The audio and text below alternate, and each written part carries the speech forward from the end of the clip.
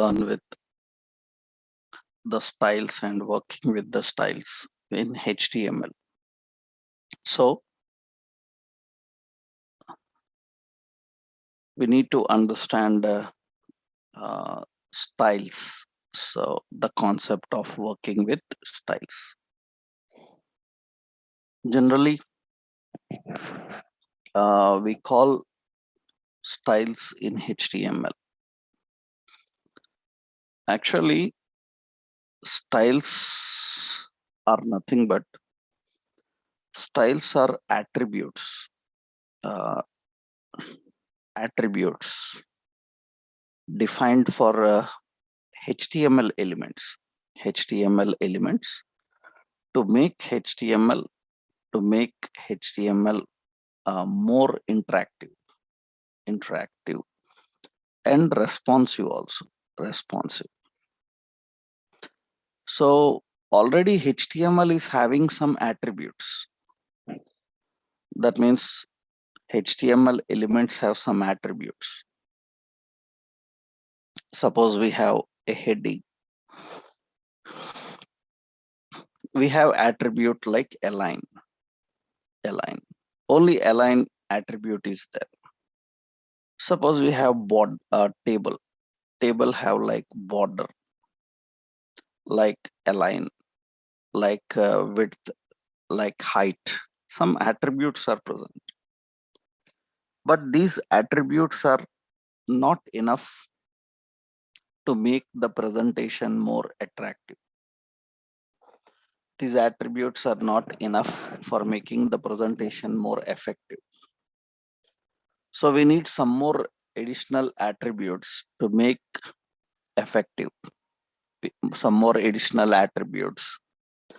Actually, styles will provide those attributes. So styles are additional attributes given for HTML elements to make them more interactive and responsive. Responsive means they will adjust according to the device and the browser you are using. That means according to the browser, according to the device, they fit the content. That means you are watching on a mobile, then they will fit for mobile. You are watching on a tab, they will fit for tab. On a PC, suitable for PC. That makes responsive. So that is technically the attributes, actually attributes. So when you are dealing with HTML to make it effective, we need styles. Actually, styles can be defined. Styles can be defined in three ways. One is we have inline technique, inline styles. We have embedded styles, and we have CSS, which is actually external style sheet. So external style sheet. So external style sheet, so cascading style sheets. Actually, generally people directly talk about only CSS. But you should talk about concept as a styles, because CSS is one technique of styles. So styles is the concept. Styles is the main concept. In that, CSS will come. So generally, directly people talk about the word CSS, but actually it is a part of styles. So styles can be defined inline, embedded, or external style sheet. So we will see first what is difference between what is inline, what is embedded, and what is external style sheet. Actually, inline styles are nothing but in inline technique. In inline technique, styles are defined for every element individually. That means you have a div. The style for this element is defined by using style attribute. And here we write the style attribute and value.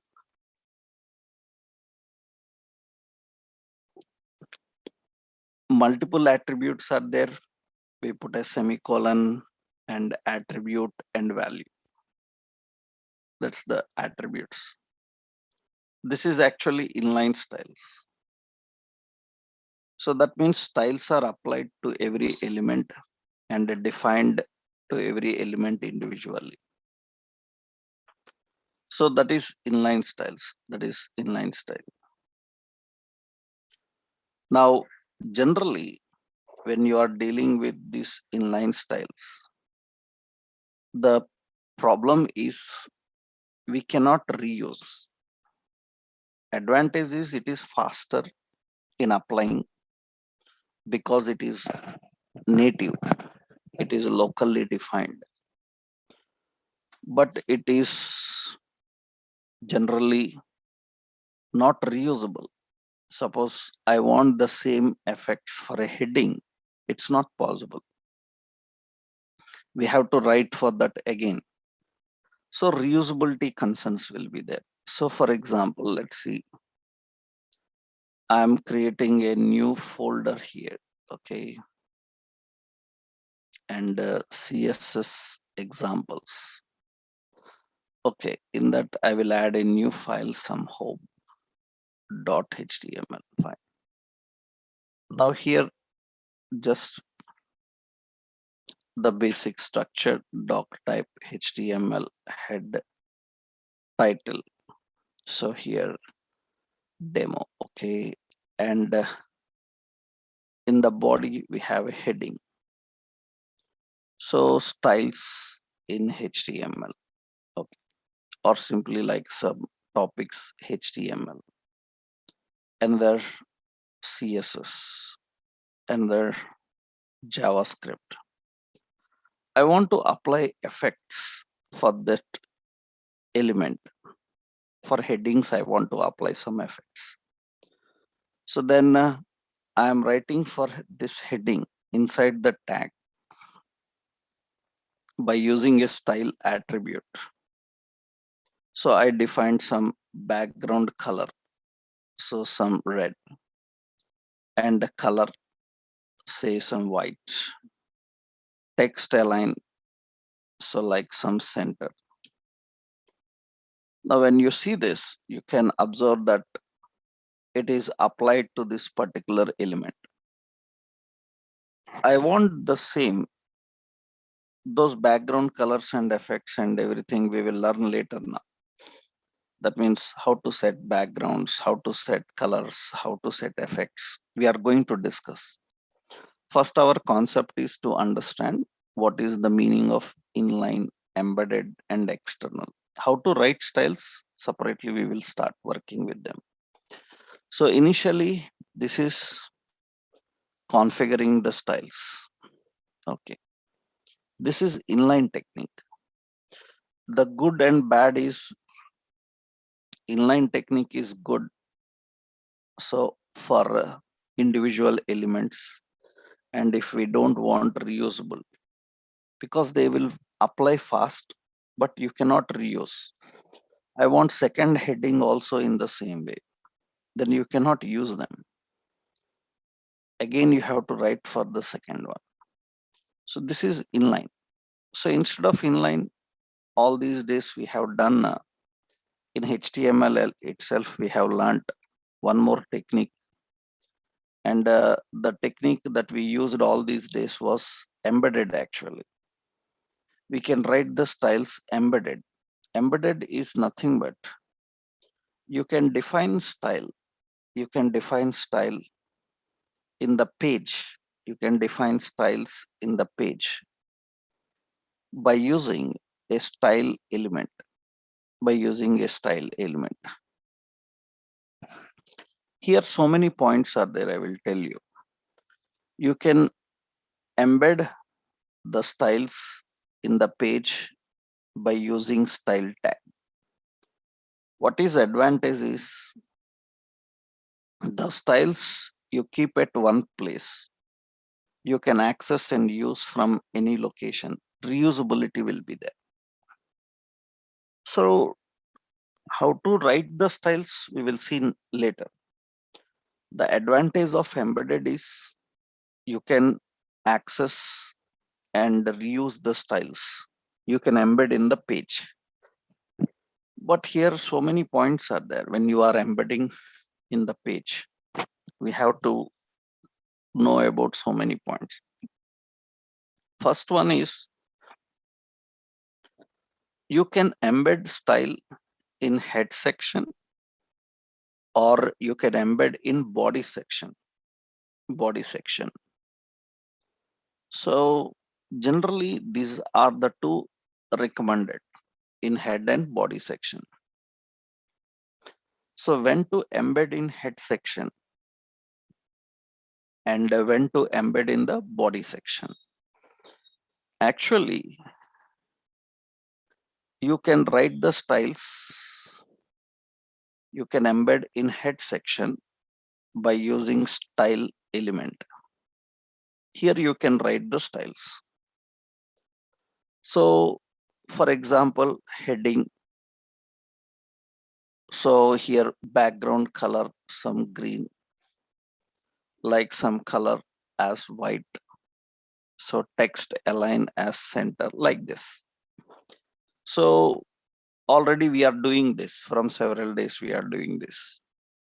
And you can see it is applied to all. We can reuse for several elements. There are so many other techniques also you are going to learn. So we can reuse. But when we are writing the styles, the question is, so styles, where to keep them, in the head section or in body section? Actually, now I will remove from the head section. I will keep in the body section. In the body section, above, below, anywhere, I'm applying some color and all. And you can see that style in body section is also working. So generally, when we have to use in the head section and when you have to use in the body section, that is the point. So styles in head section. So when you want the styles to load into browser memory, when you want styles to load into browser memory and apply later, then we have to keep them in the head section when you want the styles to load into memory and apply later. So that means according to situation. Apply later means whenever user calls and uses them, they can go and apply the effect. So body section means body section is recommended. So when you want the styles to apply while loading the page, directly while loading the page itself, you want everything to apply, then better keep in the body section. Actually, sometimes what we do is we write, suppose we are writing, this is heading. So that means this is directly applied to the headings. Now, sometimes what we do is here we write style. Remember, you can write in both head and body. The rules I will tell you. If you write the same effects, what will happen? We will discuss about them. Here, for example, I am writing some hash and suppose effects, and you written some effects here, text align, so left, something like this, and background color, so background color, some green. Actually, these are set of effects which are not applied to any content here.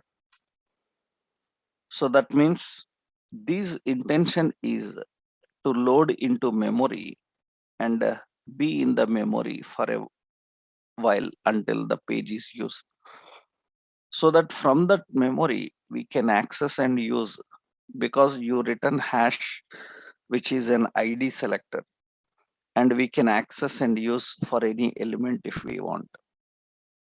So the difference is this set of styles are not immediately applied anywhere, but this set of styles are applied immediately to the headings. So some styles we keep in memory and we use later. In such cases, it's recommended to keep in the head section. Majority such situation will be like that, because some styles we write immediately, some styles we write later. In that case, we see regularly people writing the style in the head section, but it doesn't matter. So you keep in head section or body section, both will work.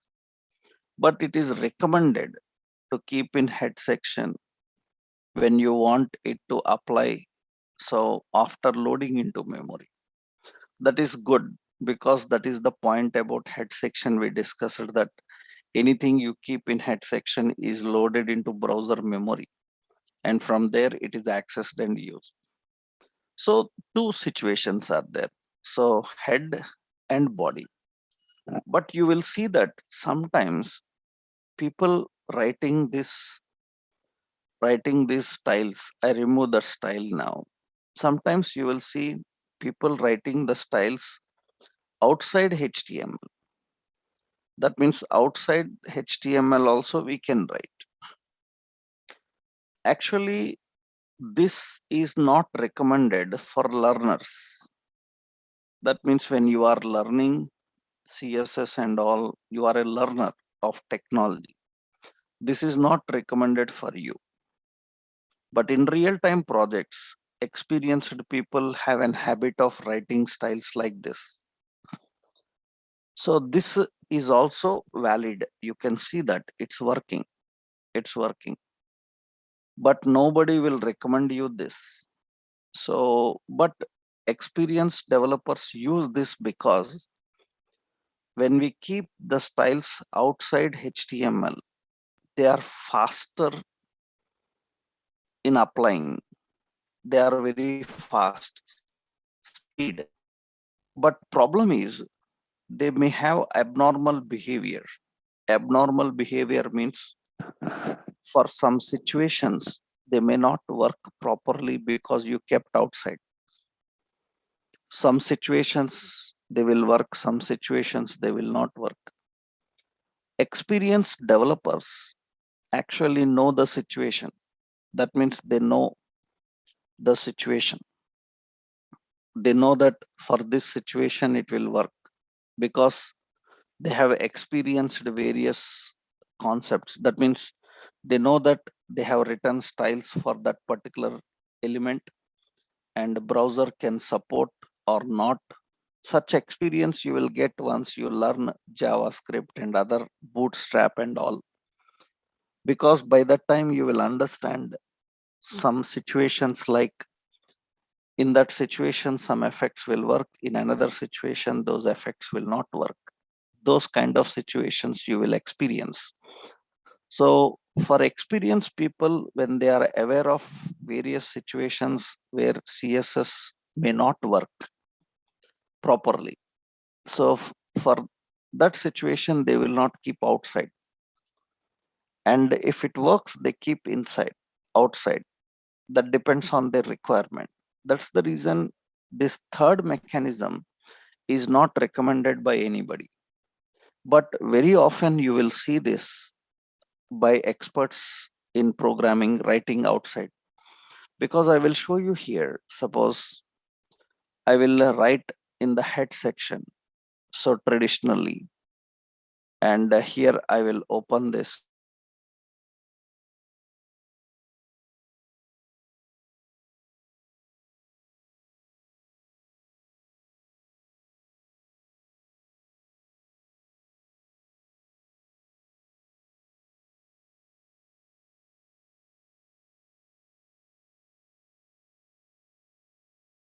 Recording in progress. Okay. Now I will save this, and you can see that green color is applied. And observe carefully here. You can see that DOM content is loaded, and see it took complete load time 391 milliseconds. At the bottom you can see that it has taken 391 milliseconds to load. It has taken 391 milliseconds to load. That is the load time here. Observe carefully now. Suppose I'm going to shift this style. Let's go and shift this style and keep it outside HTML and save. Then the page will refresh again. And this time you can see that it has taken only 84 milliseconds, 300 milliseconds, and now 84 milliseconds. It matters a lot for a developer in real-time projects. When you are working as a web developer, how you designed is important. At the same time, how it is performing is very important. If your effects and your styles and whatever you designed is performing slow, then the page is not good, website is not good. Web developers always should concentrate on the performance also, because on internet especially, nobody will show interest in showing your websites if they don't load fast, they don't respond fast. Simply they ignore your website, never come back again. So that is the reason we have to design the websites so to perform better. So we have to create to perform better. So good load time. So improve the load time. Even 2-3 milliseconds difference is there. That means if I am writing some style and that is 2-3 milliseconds better than previous, I will use that better one. That means you cannot think like only 1 millisecond changed. So what matters? That milliseconds matters in network based environment very much. That's the reason we need to always concentrate on the load timing. And when I keep outside the HTML, it's very fast. So, but this you will never see anywhere in any tutorial, anybody telling this. That means even online or in any book related to HTML, CSS, nobody will tell you that styles are written outside HTML.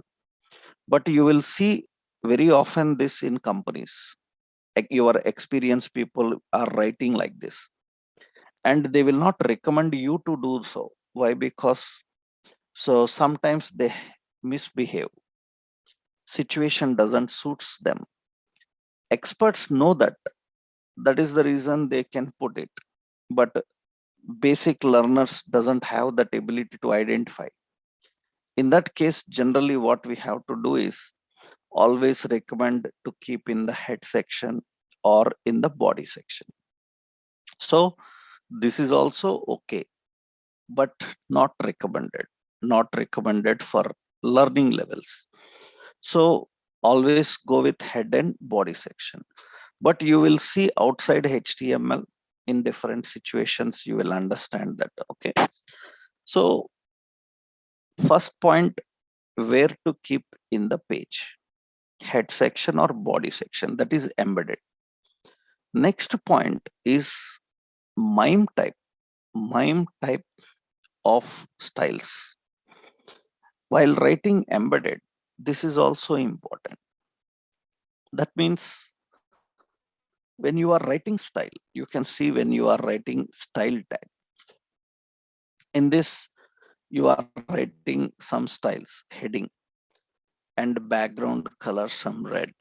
So say color some, so white. So text align some center like this. Actually, when you are writing like this, so this is the part of CSS code. This is the code. Generally, browsers need to understand what type of code you kept inside this tag. Is it JavaScript code? Is it a CSS code? Because even JavaScript blocks also written in curly brace. CSS blocks are also written in curly brace. Even server-side scripts also kept in that curly braces. So we should make it easier for a browser to understand that this is not JavaScript, this is CSS. Then inside the tag, inside this tag, style tag, for style tag, we have to define type. We have to define the type. The type for styles, we have to write text slash CSS. That is the MIME type of this. So what is a MIME type? Already I explained while learning images, multi-purpose internet mail extensions. And I told you that MIME type tells what kind of file it is supporting. MIME type is very much important. And generally here, MIME type tells what type of content it is present inside it. So browser can easily understand. Even if you don't give, it works, but it is recommended to define. Why? Because browsers can easily understand that this is styles. That will be more better for a browser to render it fast and do it fast.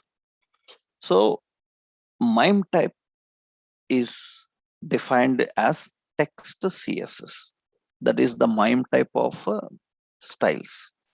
When you write the styles, we have to tell the MIME type. Another important is MIME type of styles is text slash CSS. Another important is media type. Another important is media type also. Actually, media type is nothing but when you are writing the styles, we can target the media. That means styles are nothing but some effects that you give to HTML. But one of the main problem you will face is, suppose you designed a page. Suppose like you designed online ticket. Online ticket means in a website you designed a ticket, some hall ticket or flight ticket or bus ticket, something you designed. And the user have to print the ticket on a paper. Now when you are showing on screen some animations, some effects, some lot of colors may be shown. But when it goes to paper, on paper, those effects will not print. Animations, blinking effects, scrolling effects, these effects will not print on paper. Then printers, sometimes they skip the printing of that particular character which is blinking, which is changing the colors. Due to that, what happens is your styles may not come correctly on print. They are good visible on screen, but they may not come correctly on print. That is the reason, if we are targeting anything for printing also, then for printing we put some standard colors. Because printers, what their abilities, according to that we design. Otherwise, on screen you can see lot of animations, but on paper you can't get those animations. So we need to design the effects for printing separately. Actually, how we can do is, this is CSS. I will keep it media. We can have an attribute media. Media can be screen, or media can be print, or media can be speech also.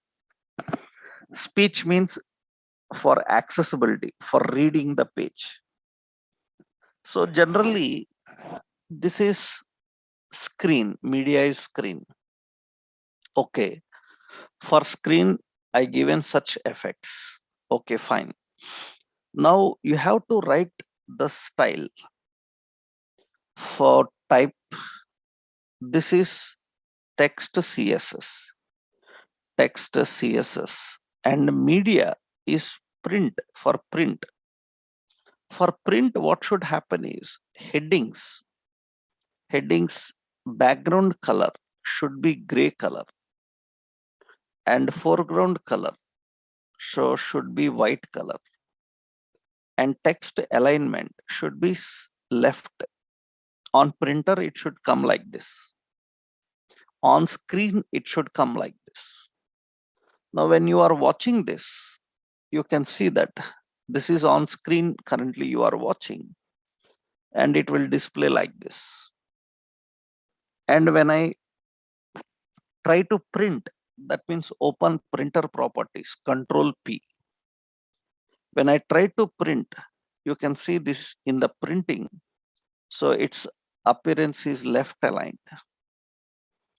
And of course, while printing, so it will give you the background color gray and text color white also. So it is just showing the left alignment. And when I see on the screen, it will be like this. That means for printing, we can have a special appearance. And for on screen, we can have a special appearance. So that depends on how you want to configure. Actually, generally here in the print, you have black and white color printer settings we can change. Why? Because generally the colors that are because we use different printers actually. That, and when you are using different printers, what happens is, so you see background graphics and all that looks normal. When you are using printers, generally when you are using different printers, some are dot matrix printers, LaserJet printers, they can't print all the colors. Due to that, what happens is, so we have to design what they are capable of. So majority of the situation, this you will see regularly for tickets and all copies that you have to print. So for that, what they do is, on screen, different styles they will give. And while printing, they change little bit. Why they have to change? Because if they don't change, then printer cannot capture and print them properly. So because those effects are not suitable for printing.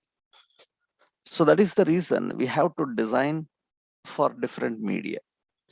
Now you may ask, like, do I need to write so many styles like this? Actually, there is another technique.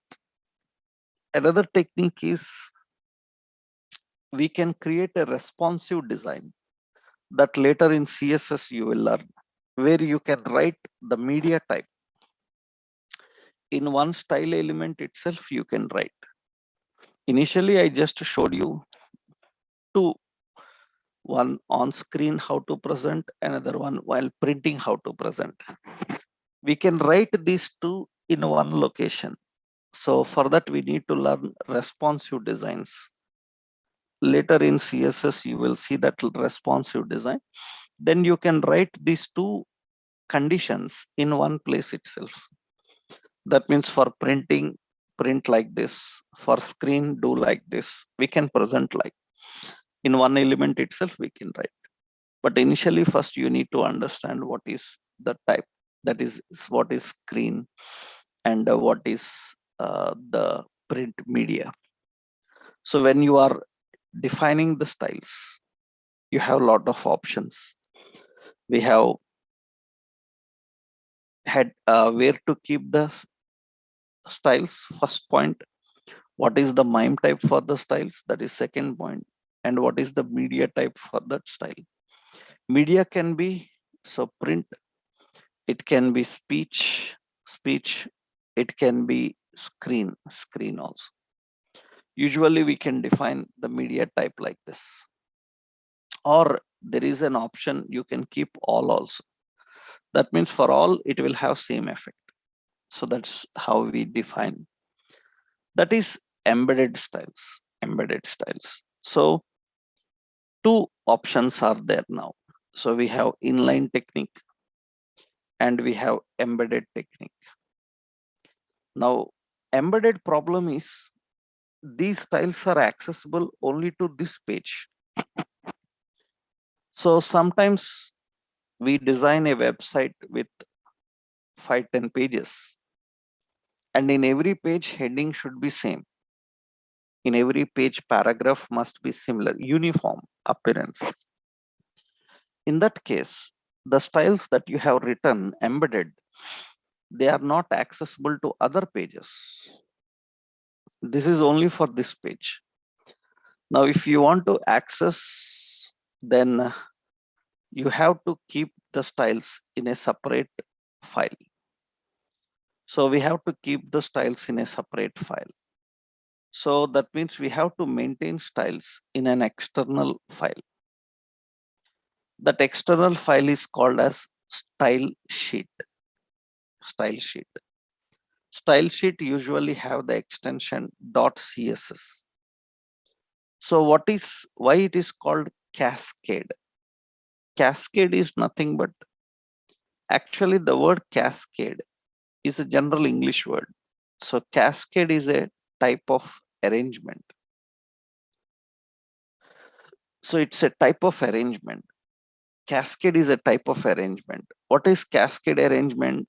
For example, you can see here, suppose I'm using Notepad, Visual Studio Code.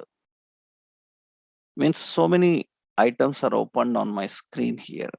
So here we have Internet X, this is Edge. And you have so many programs opened on calculator like this. So many programs are opened here. MS Paint. Yeah. All these programs are opened in our screen. Now you see here, you might have seen this. You can right click on the taskbar. When you right click on the taskbar, there is an option called Cascade Windows. You might have seen this regularly in your Windows operating system. Cascade Windows. When I select Cascade Windows, all the windows are arranged in this way. All the windows are arranged in this way. That is cascading windows. That means actually cascading looks like this. This is cascading type. One behind another, that is cascading type. So you might have seen that cascading. This is cascading. What is the specialty in this type of alignment, in this type of arrangement? This is called cascading. What is the specialty in this type of arrangement is nothing but from the foreground, you can see what are running in the background. That means from the foreground, you can see what are running in the background. That means in the background, we have Notepad. In the background, we have Visual Studio Code. That means from the foreground, you can see what is there in the background. That is what actually cascading type of appearance advantage. That means actually, suppose the concept is nothing but, so we design a style sheet .css. This style sheet contains some set of styles. It contains some set of styles. So we add some set of styles in this style sheet. Style sheet. Now we have several pages like a home page. So like a home page, we have several like a home page. And we have a page like about page like this. That means we have several pages. We designed several pages. Now what can happen is this style sheet can cascade for these pages. That means the home page can cascade over this style sheet. That means these styles are present in the background but are visible and used in the home page. That means this sheet can cascade for any page, for a home page, or it can cascade for about page. That means they are present in the background but used in the foreground. That means they are not present here. They are present in the background and they are used here. This mechanism is cascading. So a style sheet can cascade for your pages. So then what happens is generally you can use that for any page. You can use that for any page. So what I'm doing is I'm going to the project. In this folder, I'm adding a separate style sheet. That means a new file, add a new file. So some effects dot css. So effects dot css. And in this, we are writing some effects. In this, we are defining some effects. We are configuring some effects. So I'm defining and configuring these effects. Suppose heading. So I defined some background color, some blue. So I defined some color, so white, and text align to center like this. Now this style sheet can be used in any page. You can link to any page. So if I want to use in the headset in this page, I can use it. But one problem will come. How to link style sheets already we learned. We have to use a link relation is equal to style sheet because we already used font awesome and all. Href is equal to effects.css. What is problem? Here also we have type text CSS. So and we can use media also. Now what is problem in this is currently styles are working fine, no problem. You can see styles are working fine. But the problem is when you use a separate style sheet, you can inspect here and you can see the network. In the network, generally when I refresh this, the styles are loaded. And when styles are loaded, that means you may be making some changes here. Suppose green. Okay. And I made the changes, it loads them. Now what happens is the number of requests will increase for page. Number of requests will increase for the page. You can see here, home page one request, CSS page another request. So you can put another style sheet. For every style sheet, one request should go. If number of requests are increasing for page, then page load time will increase. You see, it was some 82 milliseconds earlier. Now it is 90 now. But effects look same. Effects look same. But time increased a little bit. That means using external file will always increase the page load time and the number of requests to the page. Actually, so two requests The third one is not related to us, that is related to live servers. Actually, they are. Currently, we have these two requests. That means number of requests will increase. Then obviously page load time also will increase. That's the reason unnecessarily you cannot use a style sheet. So nobody can ask like which one is best, sir. So there is nothing like which one is best. We decide according to situation. Remember, in one page, you can link a style sheet. It doesn't mean that you cannot write style. You can write style also. You can write inline also. You can write inline also.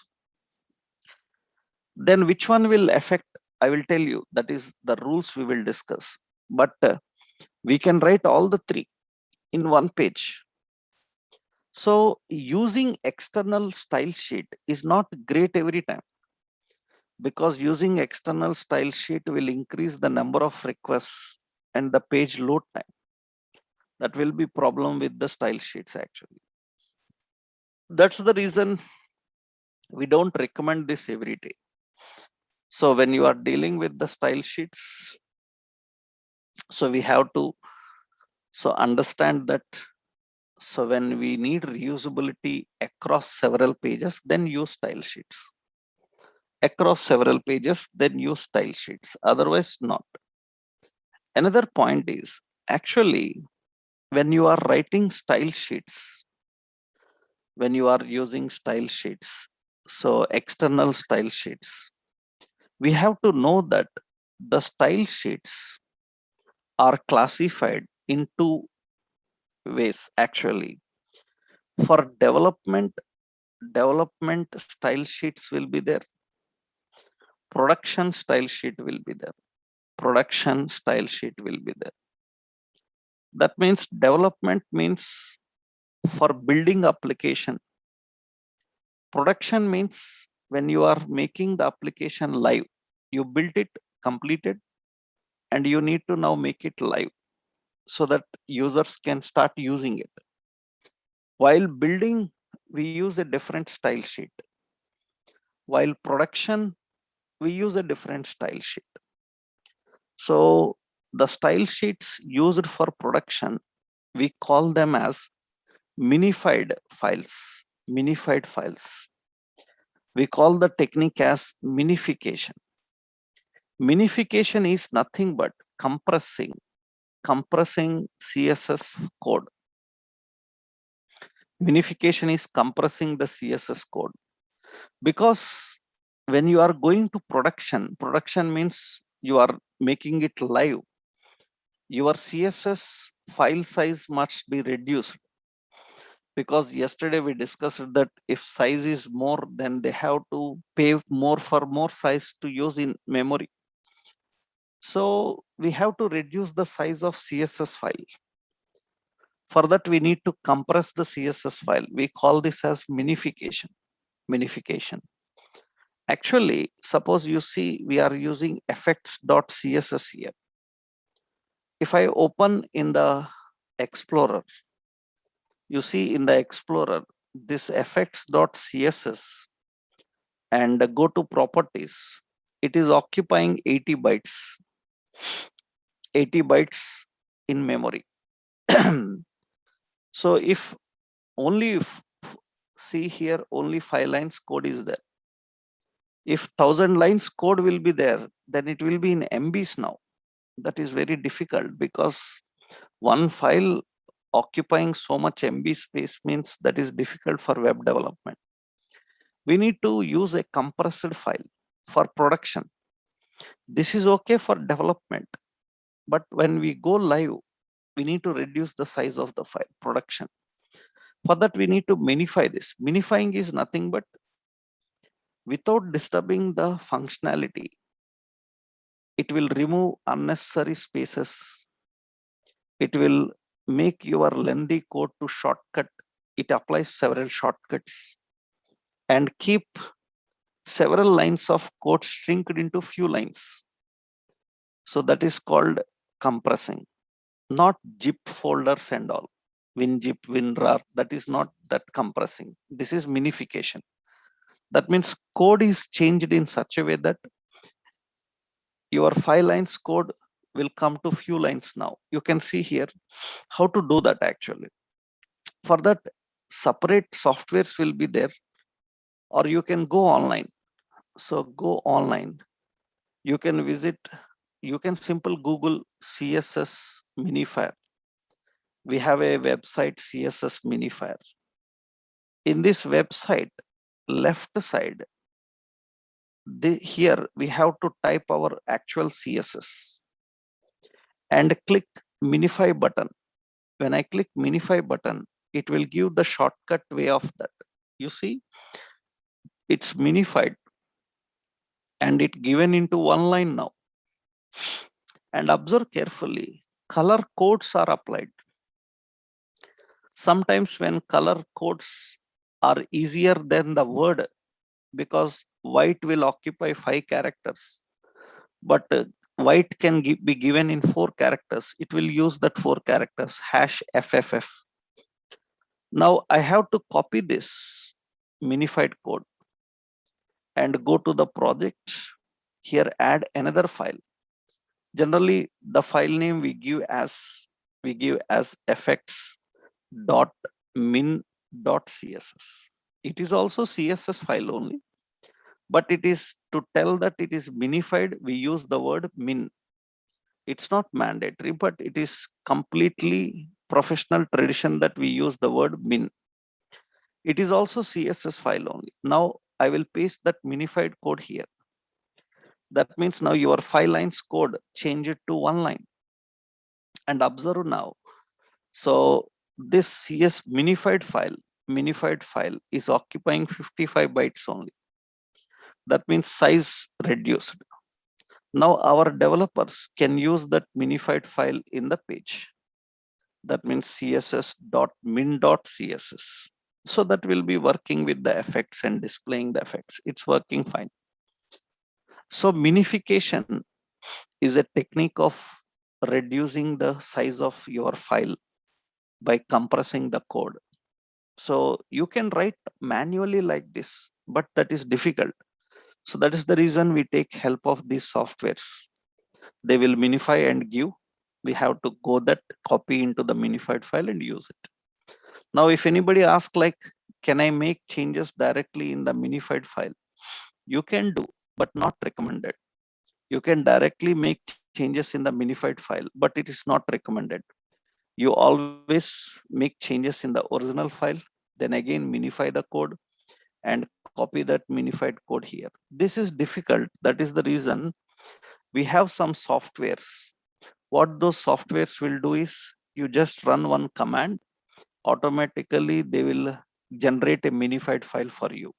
That file you can use in your pages. Whenever you make changes, run the command again, the new code will be updated. For that, we need to install separate software tools, which I will tell you later.